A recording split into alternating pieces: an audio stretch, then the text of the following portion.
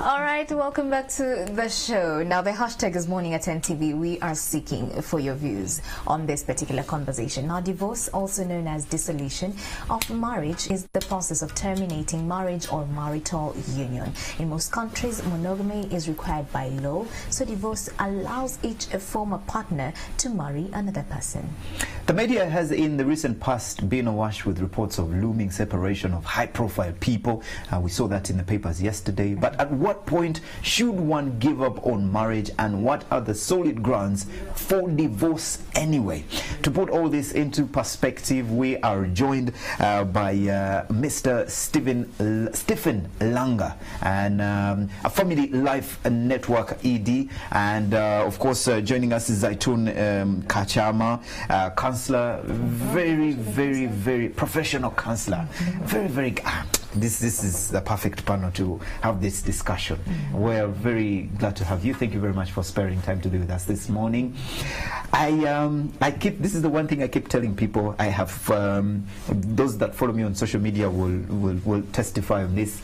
Every single time you go to social media, you see too many single mothers blasting. You see very many posts of women and their children without a single man in sight on social media. There's too many single mothers. There's too many single mothers, and that only says one thing. There's a lot of divorce happening. Right.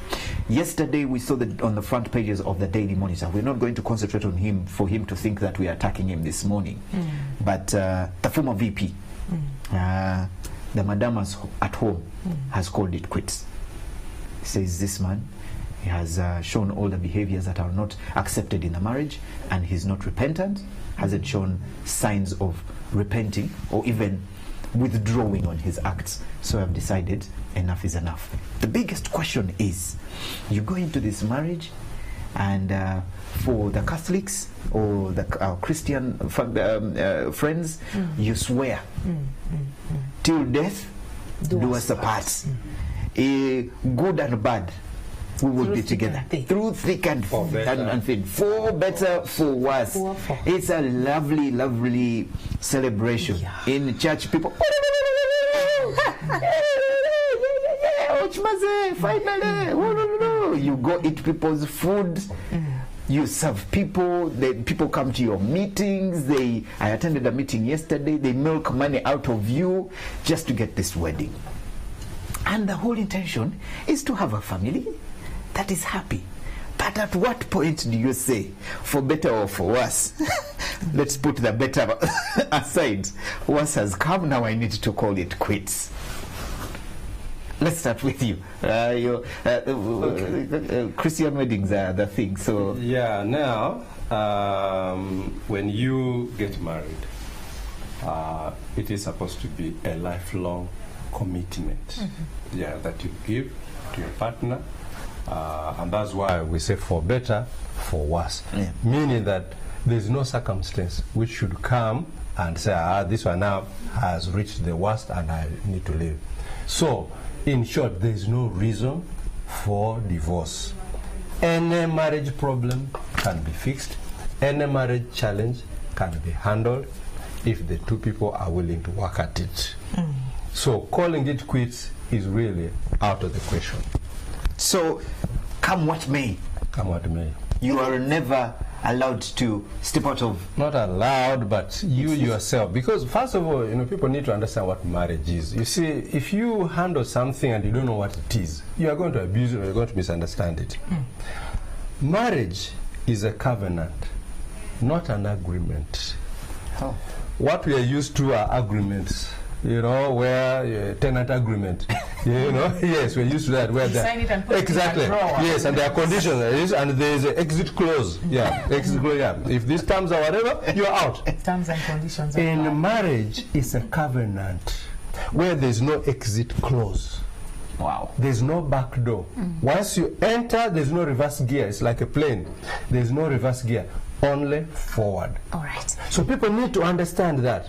Otherwise, you enter into it knowing, thinking you are going to a usual contract, and it's not the issue. That's what we have in this problem. And another beauty of this conversation is that we're going to be having a conversation on divorce from both perspectives. The Christian perspective and the Muslim perspective. Right. Is divorce acceptable Is in the there Muslim is there a religion? window of exit?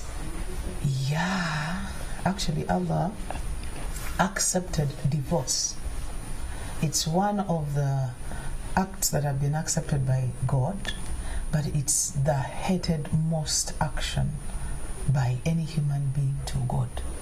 He accepted it, that it can be done, but it is hated most. You can kill, you can steal, but you may not be as hated as someone who has divorced. Wow. And this is hatred from your Creator. So as people are getting out of this institution, I don't know where maybe people have forgotten the power of God. When we say the wrath of God, probably people don't really envisage, they don't really understand the strength, the heat, you know, when they tell you you're on the wrong side of your Creator, I don't know what people think. But if someone really thought deeply about it, they really would not get out of marriage. Because if God doesn't want to look to where you are, that side, it means there is no happiness, there is no love, there is no mercy. You're there because there's a time when people are together and they can't be together. So there is that small exit. Because God doesn't want, He tells us in Quran, He hasn't created us to be unhappy. If really, and it should have a process where it goes through. If really someone it will be happier out of marriage, then that is where that small door is left. It is narrow. It's really narrow. So under what circumstances can someone up and leave? Actually, there are so few. There are very few. There are few exit points. In Islam, you're only allowed to leave your partner when, one, if he adds a partner to the Creator. Actually, it's not when he has done something to you, but when he has worshipped something else, when he has like moved out of the religion, you know, he has added a partner to the Creator. That is one. Two, the other ones are more personal, you know, he's a cheat, he's a what, but like Doctor has said, we have to handle those things. The only exit that I'm very sure of that you cannot stay is when I know that my husband goes to a certain shrine somewhere and he seeks help from another god. That is the biggest, the only positive exit. The rest are like... So in personal. Islam, how do you define a cheat? Because I know that a Muslim man is allowed to marry up to 4 wives. Yes. So at what point do you call it cheating? For example, if you're the first wife or the second wife? Cheating is very clear, Mala. When you have a relationship that is illegal, that is cheating. But that is not a room for, I don't want to be misquoted.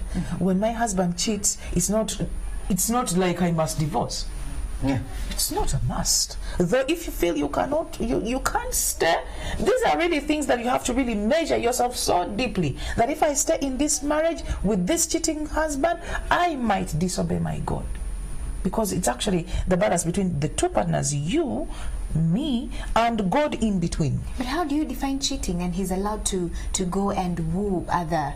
If you're the first wife, he's allowed to go woo other 3 wives. Wooing, I think that is courtship. Courtship is allowed in Islam. You can't court. Courting is understandable. Okay. If you are, seeking another partner in a legal and understandable manner, that is understandable. But cheating is having an illegal affair.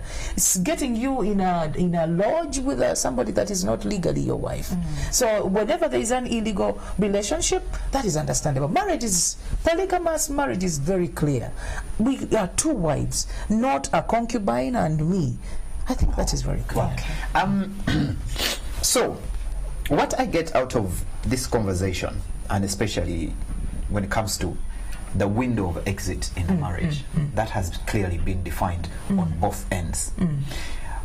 Are we not understanding marriage enough? Because this has been the outcry from very many people. Just like how introductions have now been they have changed Now you go for introductions, and you have in the Buganda culture for very many years, introductions were humble.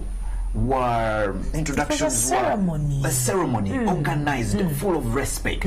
These days you see them on TV. We have all these empeta because these TV shows that are showing introduction ceremonies, and you see people are being hired to dance like it's a music video. Everything is on hire. Exactly. That is why even the wife will leave very quickly, because she's probably also on hire. Exactly. So, are people misunderstand? Do we understand marriage? Before we even get into the whole marriage thing, do we understand marriage, or we have lost? It's very unfortunate. Actually, that's what I was saying at the beginning, that we are dealing with what we don't know. Exactly. And that's the big problem. People need to understand what they're dealing with in order to handle it rightly. If you get a vehicle that was designed to use petrol, you cannot come and use diesel. Put diesel. It won't work. And that's the problem we have today. As I said earlier, marriage is a covenant, and covenant means you give to the other party 100%, irrespective of whether they reciprocate or not. What we have today is people are trying to give 50%. Okay, I give you 50%, you also come, we meet halfway. That's not a marriage, that's a business. That's a business. In a covenant, you give 100%. Yes. And in a marriage, covenant marriage, you stick to your lane. You see, we've seen this truck, records people are running. I was a sportsman when I was in school. We were trained, you stick to your lane. You don't check, is the other person there, are they doing that? No. You stick to your lane. As a husband, you do your role and your part as a husband. As a wife, you do yours as a wife. Mr. Stephen, in the Christian faith as well, God says in His Word, He hates divorce, just like Allah has said. But still, that Allah is God. You have to pick just that. All right, good. Go on. All right. So, in the Bible as well, God also said that, you know what? The only time that I might say okay to a divorce is when there's infidelity, unfaithfulness. So if such happens in a marriage, a Christian marriage, now that we're talking from a Christian perspective, at what point do you call it quits? Remember, this is a breach of trust. When one party goes outside, this is a breach of trust. So if there's a couple watching us today and they're going through this turbulent time where one party has chosen to be unfaithful, what next for them? Okay, I think that scripture and any scripture needs to be seen in context. Many times we actually quote scripture out of context and get misled. The only time that divorce was allowed in the scriptures was in the Old Testament. And when Jesus was being asked by the disciples that, look, we are told that you can just want to cheat for a woman, and in the Old Testament, Moses allowed it. Jesus answered that what Moses allowed was because of the hardness of the hearts of the people. Now, what therefore that means is that from the time of coming of Jesus, that old situation is now null and void. What he says now in Matthew 19 is that from now onwards, there is no divorce. Now, where that saying or that clause comes at in the case of infidelity or in the case of adultery needs to be understood. That adultery is not the adultery we are talking about here. The Jewish culture was such that before you got married, there's what they call betrothal. You are betrothed to the other person. For example, Joseph was betrothed to Mary. They are not yet married, but they are betrothed to that each is other. Engagement or yes, engagement? Beyond kind of a higher engagement. Yeah. Now, when Joseph discovers this lady is pregnant, what did he want to do? He wanted to divorce. Now, how can you divorce somebody and you're not yet married? You see? So that's the divorce that the Bible talks about. That if you're in this situation where you're engaged and you're heading for marriage and you discover that there's infidelity there, you are allowed to divorce. That's the divorce that the Bible talks about. Does not talk about the divorce after you are married. It doesn't. Wow. So people don't understand that, and that's why. Maybe to clear some air here. When we are getting married, me and my husband, we are committing to our Creator. People have to remember that. It's not about the two of you, because it's God who told us to marry. If He had not, all of us will be out there doing everything with everybody. But it's Allah who tells you that when you see somebody and you think you can commit to this person, marry, do nikah, what we call nikah. Go to the responsible people of her, either her family or guardians, and get her. Okay, this is for us where, you know, in the mosque where you see the groom and maybe the girl's dad doing this, and it's like you swear in front of your God that I'm going to look after this woman. I'm going to, guide her, help her. It's a whole big responsibility. So the minute you start getting off this, it means it's the covenant. I think the covenant is not between the two people. It's between God. We get married because of God, not because of us. In case you're just joining us this morning and you hear us talking about marriages, me and Mala are not getting married. We are talking about marriages out there that are breaking every single day. Mala is married. Mala is already married, meanwhile. So it's not me and her. We didn't bring Zaitun and Mr. Langa here to prepare us.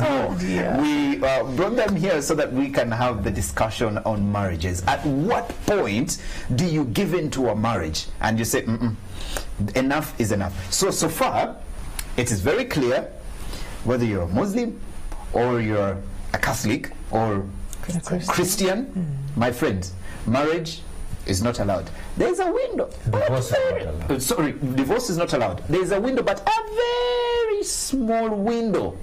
And it's filthy. And it's filthy. So we have also figured out that we don't understand marriage anymore. We're walking into something that we don't understand. So who are we going to blame now? Because if this marriage, when I decide that I am going to marry Mala today, I don't go home and ask Daddy to marry us. I go to the sheikh, I go to the pastor, I go to church, the bishop, the father, the other ones that say these two are ready, let them get married, and then tomorrow we are breaking up.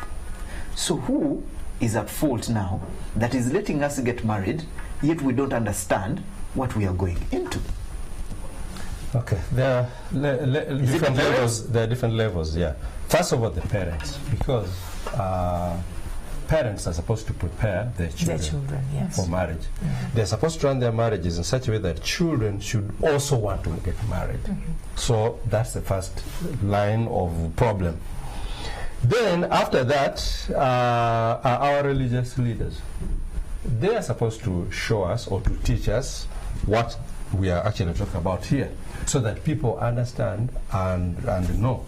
But you see, what is happening today is that there's a lot of influence from outside the home, from outside our religious situations, the media. The media is coming with so much information, and a lot of the time in this area it's wrong information.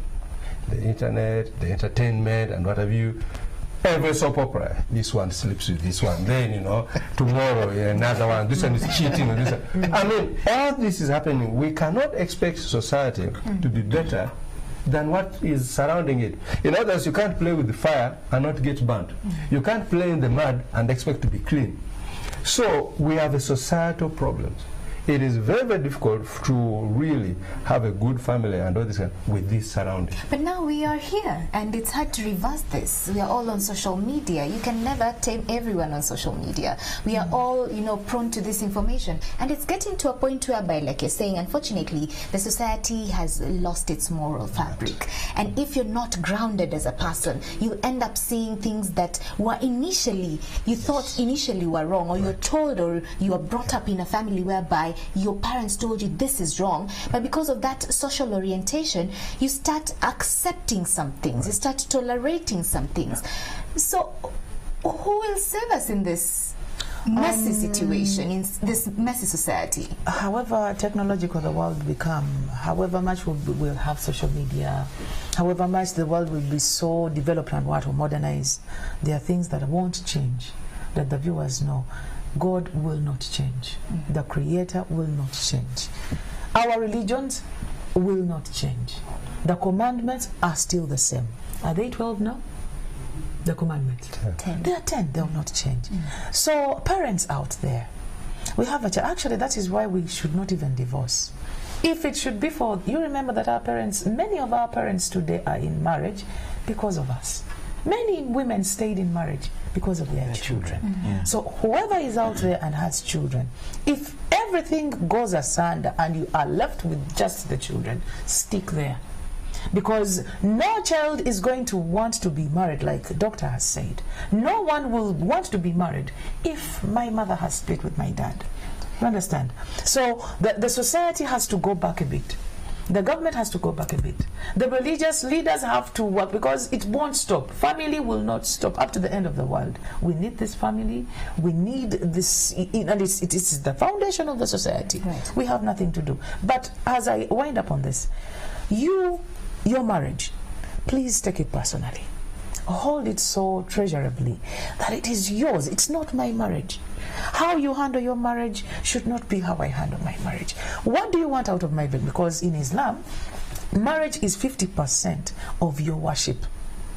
You know, if it's 100, we have prayer, we have fasting, that is 50%. But marriage is 50% of your worship. So it's not something to be played with. Wow. Because the minute you don't handle it probably, you know, you're going to lose the 50%. All right. Those who have been in class, if you have 50%, that is a pass mark. So you just can't give it away like that. Okay? Okay. You know, let's just talk about resolutions. Yeah. You know, we are human beings. We're flesh and blood. We get hurt. If we're having marriages right now, you know, that are in a turbulent state.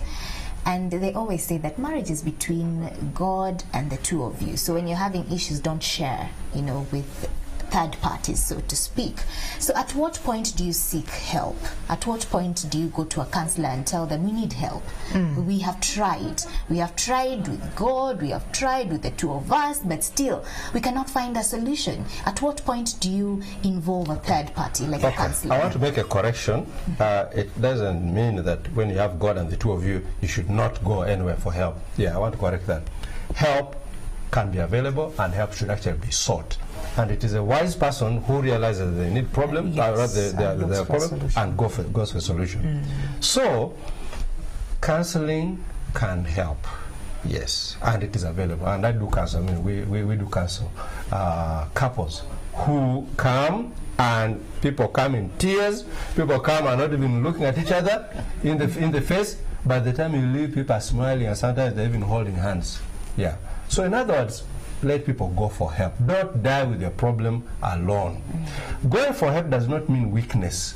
Actually, it means wisdom, and it is a strength. Yes, because after all, when you have a problem with your car, you go to the garage. When you have a problem with something with your body, you go to the doctors. Yeah. So if you have a problem with your marriage, there are people who can actually help. So for goodness sake, let people go for help. And if I can also say something about you asked that who is going to solve this thing, I think it is the families that are going to work on it. Let the married couples eat humble pie, be humble enough to go for help. To say we've tried, we cannot make it, but help us. And to the family? Yes, no. To a counselor? To the counselor, okay. Yes, to the counselor. And I've found situations where one party is willing to go for help, the other party is not willing. Yes. Most of the time it's the men who don't want to seek help. Now, if you have such a situation, okay, sometimes also the women. I've met some. I've met some. Because I've met some. Let's defend our side. The man is ready, but the lady has decided, we use both sides. Now, if you reach such a situation, you who has tried to go for help, still go for help. Because you need to be helped to be able to handle that situation. And we found out that when one party is helped and they do their part well, usually It has the other an party, effect oh yeah, on the it other has. person. Oh, really? Oh yes. Oh yes. We have concentrated a lot on the family, and it's very true. They are not playing their part fully. But we have to get into the religious institutions. Yes. We have to talk to the sheikhs. We have to talk to the pastors. We have to talk to the fathers and bishops. Why are they marrying people without really grilling them to understand if they understand what they are going into? Oh dear, we have to talk to the sheikhs. Sheikhs who have so many problems. And Really? possibly If pastors. we come to you and you clearly see that one of us is not ready, or we are both not ready, we don't understand what we are walking into, why don't you as a sheikh say, First hold you it, people please. go back? But you know, Review yourself. sometimes people come and they look ready. Yes, they look ready. They're in love. Yeah, they're in love, madly in love and all that, and they look ready and it's all systems go. But out there, something else happens. But you see, being a counselor, many times you see people who come to you and they're angry at each other. But by talking to them, you get them to talk to each other. Clearly, when people come to you, as much as they are so much in love, there should be a questionnaire that can say, you Thank see, you very 8 much. out of 10 is the pass mark. Anyone that gets 7, you people, there's something that is not working. Actually, in Indonesia and Malaysia, there's a process where you have to go through, when you're getting married, you have to go through a course whereby you are given a certificate, and you have to pass to get a certificate. Exactly. Yeah. So of course we've said that the government has to do something, family, religious leaders, and even us. But I want to share with the viewers there, in Palm Professional Counselors, we have a program called the Islamic Family House. Okay, the Islamic Family House is a similar course to the one that I've mentioned, like in Indonesia, whereby you go through this course and you are driven up to, it has to highlight a bit, we build a foundation, the foundation of marriage, whereby if the two of you do not have the ingredients of the foundation, you are not good to go.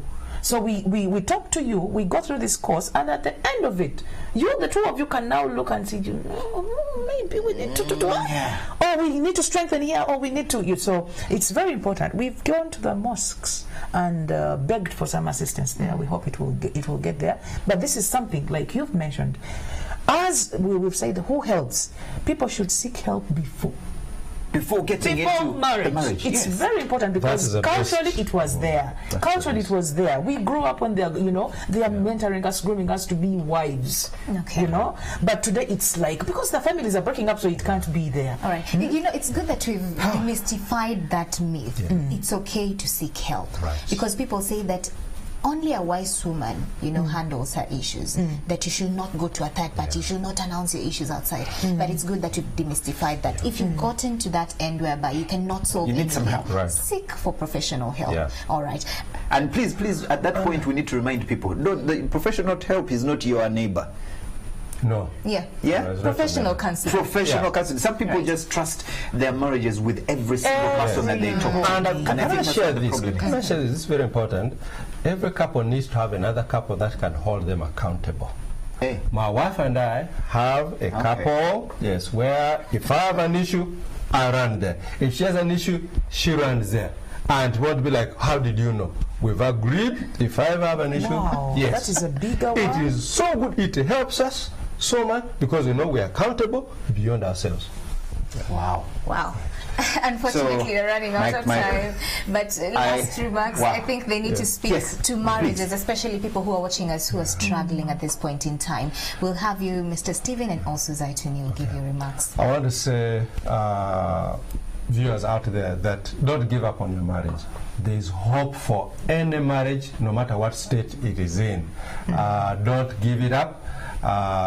There's a saying that better the devil you know than the angel that you don't know. Your husband now or your wife now is the best you will ever get. So stick with it. Wow. And they say it is when you're in the frying pan and then you get out of the frying pan, where do you fall? Fire. So the single ladies out there will testify it is hotter out than inside. But lastly, Those who are in marriage, you're worshiping God. You're not serving your husband, you're serving your God. Whoever is in their marriage, do something to please your God. You're going to be a winner. But if you're doing something to please David, you are dead, because David will never be contented. But God answers, and he pays every point. Wow. Thank you very much. I think we couldn't have picked a better panel for this conversation. Oh dear. Thank you very much. Zaitun Kachama. Yes, Kachama. Zaitun Kachama, professional counselor, joining us this morning together with Stephen Langa. Thank you very much. We can't thank you enough. You're welcome. And of course, these are discussions that will never end. We'll keep on having them. And hopefully that the next time we invite you, find time to come and join us. Sure. No Thank you very much. Right now, let's connect to Stephen Mbide, who is out on the streets. It's Friday. Traffic is usually very, very heavy. So we need to find out which